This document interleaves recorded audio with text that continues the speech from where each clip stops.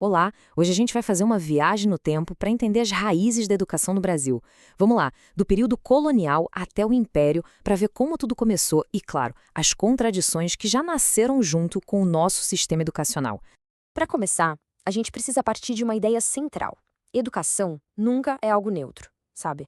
Ela sempre vai ser um reflexo da sociedade da época, das suas estruturas de poder, dos interesses econômicos. É como se fosse um espelho mesmo, que mostra as tensões e os projetos de uma nação. E é por isso que a pergunta que vai guiar a nossa conversa hoje é exatamente essa. A gente vai investigar como aqueles primeiros modelos de educação não só definiram o passado, mas olha só, acabaram plantando as sementinhas de muitos desafios que a gente enfrenta até hoje. Bom, nossa primeira parada nessa viagem é o primeiríssimo projeto educacional do Brasil.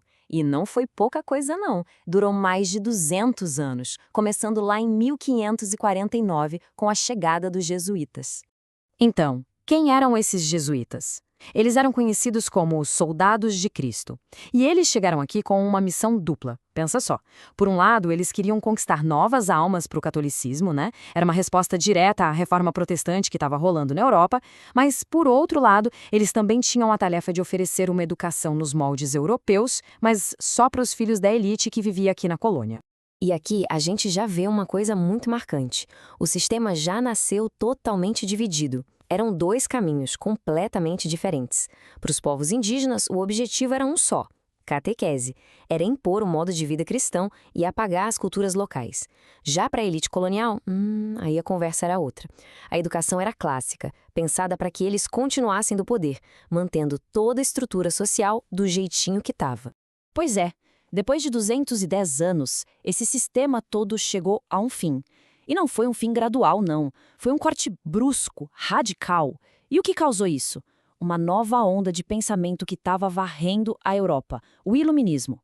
Aquele que colocava a razão e a ciência acima de tudo, bem diferente do pensamento religioso. O que aconteceu foi o seguinte: os jesuítas tinham acumulado muito, mas muito poder. Eles agiam quase como um governo paralelo ao de Portugal, sabe? E aquele modelo de educação deles, todo focado na religião, simplesmente não servia mais para os novos interesses da coroa portuguesa. O Estado agora queria ser mais laico, mais focado no comércio, no mercantilismo. E a mudança foi assim, ó, de uma hora para outra. Em 1759, o Marquês de Pombal simplesmente expulsou os jesuítas. E com isso, ele desmontou, da noite para o dia, um sistema que levou mais de 200 anos para ser construído. O resultado? Um buraco, um vácuo educacional gigantesco que durou pelo menos uma década. Imagina o caos. Ok, então saímos desse vácuo e vamos avançar no tempo. O Brasil agora é um império independente de Portugal. E com a independência surge um desafio totalmente novo. Como é que a gente constrói uma nação?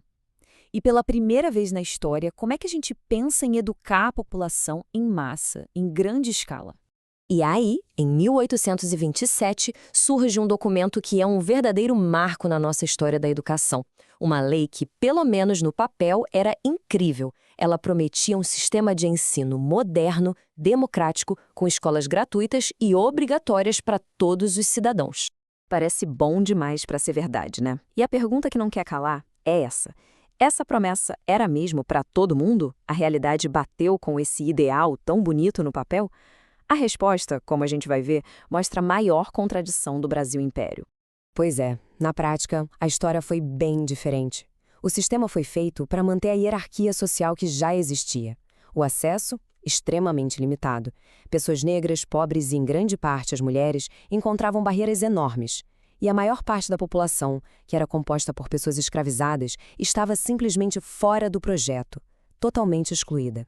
E para a gente ter uma ideia do pensamento da época, olha só essa frase de um senador do Império, o Visconde de Cairu. Ele disse: "Deus deu barbas ao homem, não à mulher.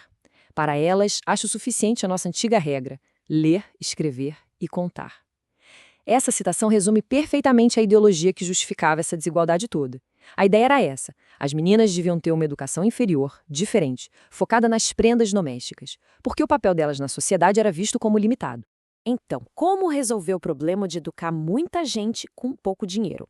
O Império foi buscar a solução lá fora, na Inglaterra, o método Lancaster. A ideia era genial do ponto de vista econômico. Um professor só ensinava um grupinho de monitores, que eram os alunos mais avançados. E esses monitores, por sua vez, repassavam a lição para turmas menores. O foco era total na repetição, na memorização e, claro, na disciplina. Anos mais tarde, críticos como o filósofo Michel Foucault olhariam para esse método e diriam: peraí, a questão aqui era menos sobre aprender de verdade, mais sobre criar uma população que fosse obediente, controlada. A escola, nesse modelo, funcionava quase como uma fábrica de disciplina, sabe? Feita para disciplinar os corpos e as mentes e, assim, manter a ordem social. Então, depois de tudo isso, o que a gente pode tirar desses primeiros períodos da educação no Brasil? Qual é o grande legado que eles deixaram para a gente? A conclusão, infelizmente, é que a base de tudo, o alicerce do nosso sistema educacional, foi construído em cima da exclusão. A gente vê uma tensão que nunca foi resolvida. De um lado, projetos grandiosos no papel, leis bonitas, do outro, uma realidade de desigualdade profunda. E é essa tensão que vai definir as lutas por educação por séculos e séculos. E para fechar, a gente termina com uma pergunta que nos joga de volta para os dias de hoje. Fica aí a reflexão. Como é que um sistema que nasceu para excluir, para manter hierarquias, pode se transformar numa ferramenta para a democracia? A busca por essa resposta? Bom, essa busca continua sendo o grande desafio da educação no Brasil.